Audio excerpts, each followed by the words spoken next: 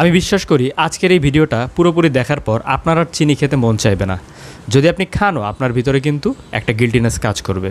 দেখেন, আমরা কম বেশি সবাই জানি যে চিনি আমাদের শরীরের জন্য, মন মানসিকতার জন্য, ব্রেনের জন্য, মানে ওভারঅল এক্সিস্টেন্সের জন্য কতটা ক্ষতিকর। দেখেন, এটা মোটামুটি প্রমাণিত, বৈজ্ঞানিকভাবেই প্রমাণিত যে চিনি খেলে ডায়াবেটিস হবে, চিনি খেলে ইনসুলিন রেজিস্ট্যান্স হবে, চিনি খেলে আমরা মোটা হয়ে যাব, আমাদের শরীরে ফ্যাট বেশি বেশি জমা হবে, চিনি খেলে আমাদের হার্টের সমস্যা হবে, চিনি খেলে আমাদের প্রেশারের সমস্যা হবে। এগুলো আমরা জানি। আজকের ভিডিওতে আমি এমন কিছু গুরুত্বপূর্ণ আন্ডাররেটেড বিষয় তুলে আনবো চিনি সম্পর্কে, যেগুলো আমরা সচরাচর জানি না, যেগুলো নিয়ে সচরাচর কেউ আলোচনাও করে না, কিন্তু এগুলো কিন্তু ভয়ানক কিছু ফ্যাক্ট। সর্বপ্রথমে আলোচনা করি যে চিনির অ্যাডিকটিভ বিহেভিয়ার নিয়ে। আপনারা জেনে অবাক হবেন যে কোকেইন আমাদের ব্রেনে যেই পরিমাণ অ্যাডিকশন তৈরি করে, চিনি ঠিক সেই পরিমাণ অ্যাডিকশন তৈরি করে। অর্থাৎ একবার কোকেইন খাওয়ার পর আপনার সেটা যেভাবে একটা নির্ভরশীলতা হয়ে যায় বারবার কোকেইন খাওয়ার জন্য, ঠিক সেই পরিমাণ নির্ভরশীলতা হয়ে যায় চিনি খাওয়ার জন্য। এই কারণেই দেখা যায় যে আপনি একটা বিস্কুট যদি একটা খান, পরবর্তীতে আরও একটা খেতে ইচ্ছা করবে, কারণ এটা চরম লেভেলে অ্যাডিকটিভ বিহেভিয়ার তৈরি করে। দ্বিতীয়ত যেই ইন্টারেস্টিং ফ্যাক্ট রয়েছে সেটা হচ্ছে, আপনি যদি চিনি খান তাহলে আপনার ব্রেনে সেরোটোনিন হরমোন রিলিজ কম হবে। দেখেন, সেরোটোনিন হরমোন রিলিজ সবচেয়ে বেশি হয় যখন আপনি প্রোটিন জাতীয় খাবার খান। চিনি হচ্ছে তার উল্টো। আপনি যত বেশি চিনি জাতীয় খাবার খাবেন, এটা তত বেশি প্রোটিন ব্লকার হিসেবে কাজ করবে এবং সেরোটোনিনের রিলিজ কমিয়ে দেবে। চিনির সাথে একটা ডিরেক্টলি হার্মফুল সম্পর্ক রয়েছে কিন্তু আমাদের হিপ্পোক্যাম্পাসের মধ্যে। আপনারা জানেন যে হিপ্পোক্যাম্পাস হচ্ছে আমাদের ব্রেনের এমন একটা অংশ যেখানে মেমোরি স্টোরড থাকে।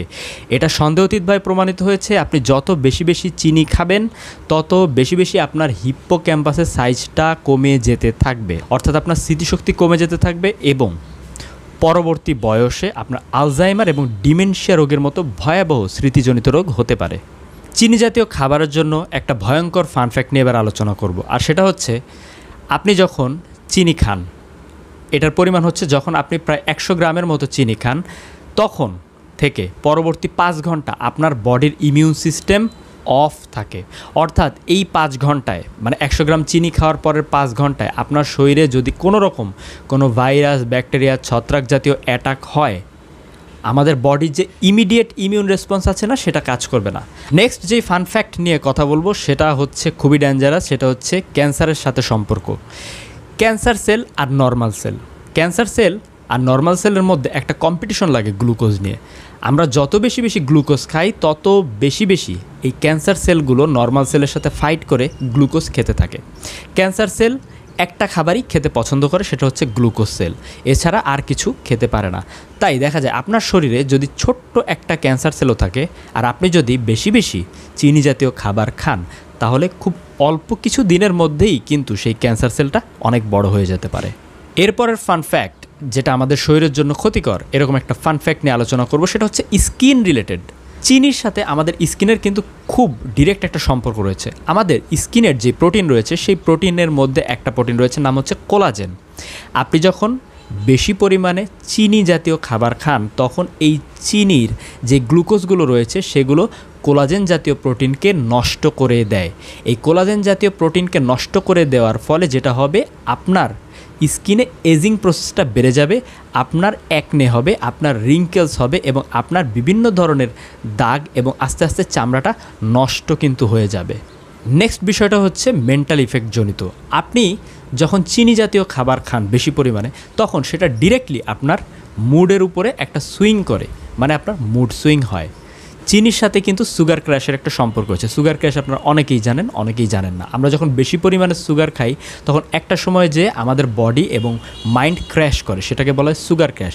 আপনি যদি রেগুলার একদম চিনি খাদক হয়ে থাকেন, তাহলে কিন্তু আপনার অনেক বেশি পরিমাণে মুড সুইং হবে এবং কখনোই আপনি স্টেবিলাইজ একটা মুড কিন্তু পাবেন না।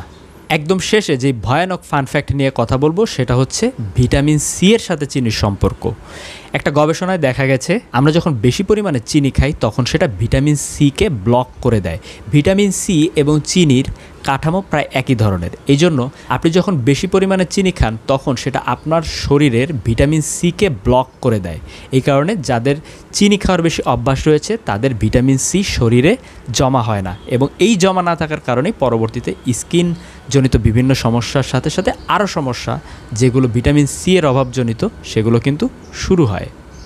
আরেকটা ব্যাপার বলতে ভুলে গেছিলাম, আরেকটা ফান ফ্যাক্ট রয়েছে যেটাও খুব ইন্টারেস্টিং। মোটা হওয়ার সাথে চিনির একটা সম্পর্ক। আপনি আমি সবাই জানি যে আমরা ফ্যাট খেলে মোটা হই, কিন্তু ইন্টারেস্টিং বিষয় হচ্ছে ফ্যাট খেলে আপনি যত না মোটা হন, চিনি খেলে আপনি তার থেকে তাড়াতাড়ি অধিক বেশি মোটা হন। কেন জানেন?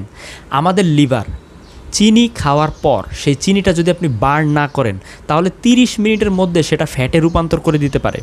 নর্মালি আপনি মাছ ভাত এগুলো যখন খান সেটাকে ফ্যাটে পরিণত করতে অনেক সময় লাগে, কিছু কিছু সময় 1 দিন পর্যন্ত লেগে যেতে পারে। কিন্তু আপনি যখন চিনি খান, চিনি জাতীয় খাবার, মিষ্টি মন্ডা এসব খান, তারপরে যদি আপনি সেটাকে সাথে সাথে বার্ন করতে না পারেন তাহলে এটা 30 মিনিটের মধ্যে আপনার লিভারের চারপাশে কিন্তু একটা ফ্যাটি আস্তরণ তৈরি করবে।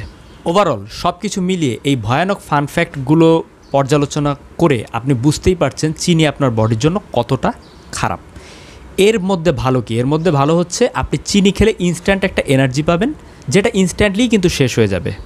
তাই চিনি জাতীয় খাবার পরিহার করে কমপ্লেক্স কার্বোহাইড্রেট খাওয়া উচিত, যেমন ভাত, রুটি, শাকসবজি। এগুলো হচ্ছে কমপ্লেক্স কার্বোহাইড্রেট, এগুলো শরীরের জন্য ভালো, এগুলো শরীরে কোনো ক্ষতি করে না।